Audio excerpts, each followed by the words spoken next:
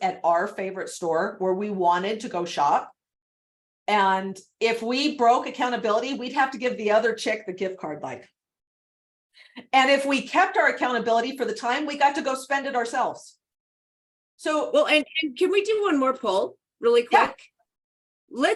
Does anyone have an accountability contract, or would they be interested in having an accountability contract? Because we have those. I have them. And so let us know. So putting together some kind of accountability, guys. Now, do you have to put a punishment in there? No.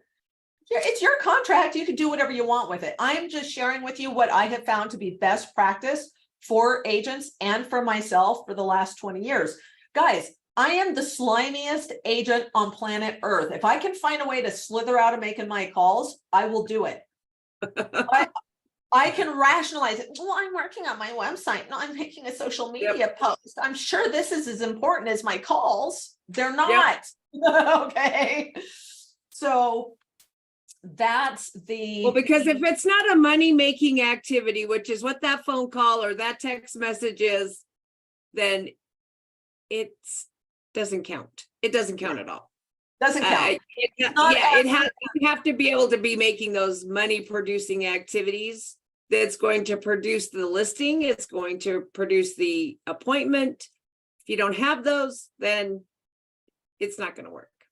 Yeah. So that comes after. You do all that stuff after you're done with your prospecting. Now, there's a second way that you could do your accountability, and you could do it for a set amount of time, because maybe you get on a phone call and it goes 45 minutes long, and it's a brilliant, I do it all the time, you guys, all the freaking time with FSBOs.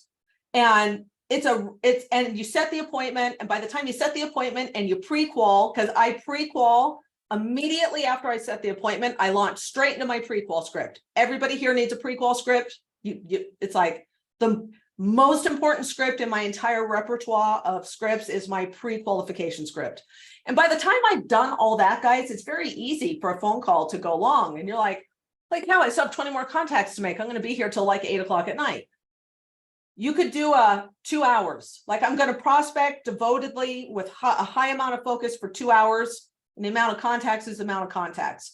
Okay, so you guys see, but one way or another, you're taking the action you need to take every day, and how you structure it in your accountability contract is completely up to you. Okay, so let's talk about, we had a couple of folks say, now we had focus come up a couple of times. Okay, so for years, I don't know why it is, you guys, but like when I sit making my phone calls, I don't know, I don't have the same amount of energy. So I tend to stand when I'm making my calls. I have a mirror, and you're like, why? Because you need to be smiling. If you're making your phone calls and you look like this, you are going to sound like a jerk because people can hear your facial expressions on the phone. I know that that's bizarre, but trust me, it's true. So I tend to be standing. I have all of my scripts in front of me. Guys, I've been doing this 20 years. I still have my scripts in front of me because your brain is trying to process a lot. Let's just not make it hard on yourself. Okay. I have if I'm calling FSBOs, I have my FSBO script. I have my FSBO objection handlers on a second page right here. I have my closes, my top 5 closes that I love. I can say them. They don't make me feel gross. I don't have to think hard about them. My 5 favorite closes. And then I have my prequal script. And then the other thing I have 20 questions, just 20 random freaking questions I can ask any homeowner. Why?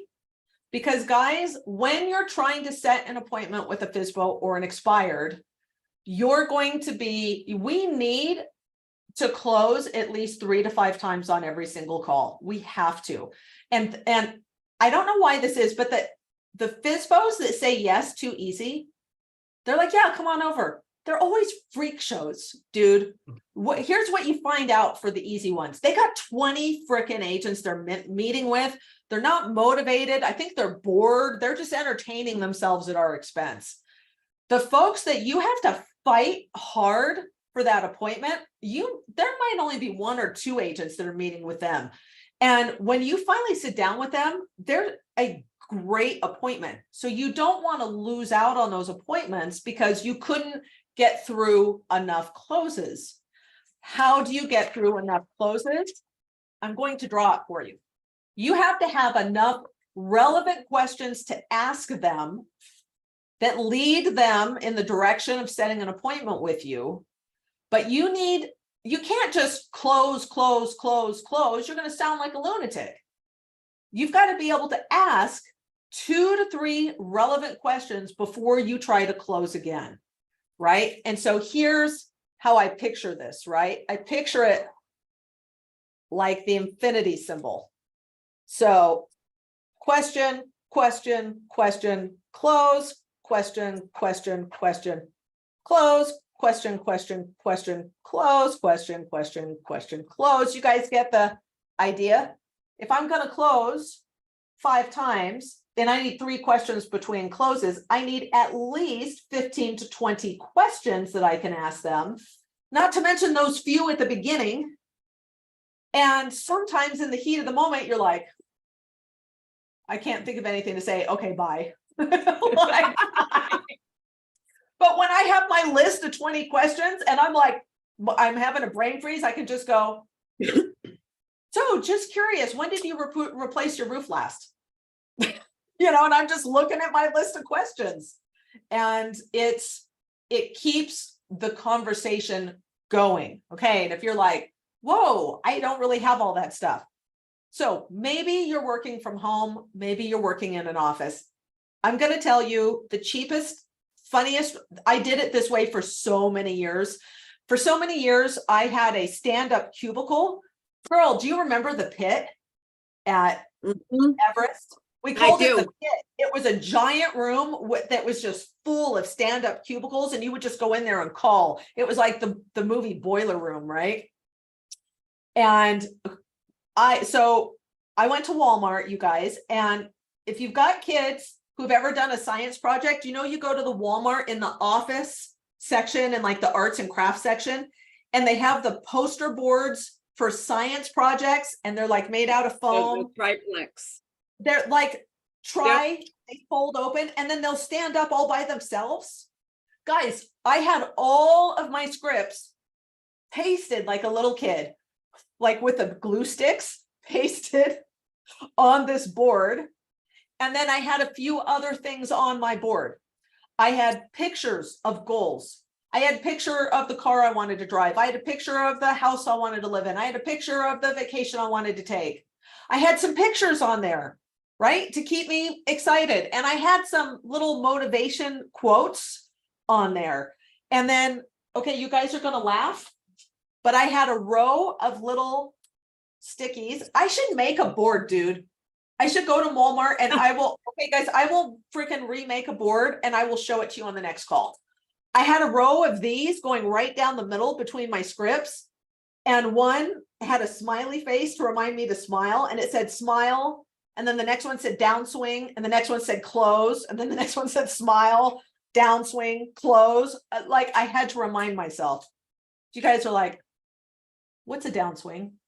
Okay, we are going to get into that. That is one of the more, I'm not going to call it advanced, but strategies of how you use your voice and your intonation when you're on the phone. So if I say to you guys, so I was calling about the home for sale. Is this the owner?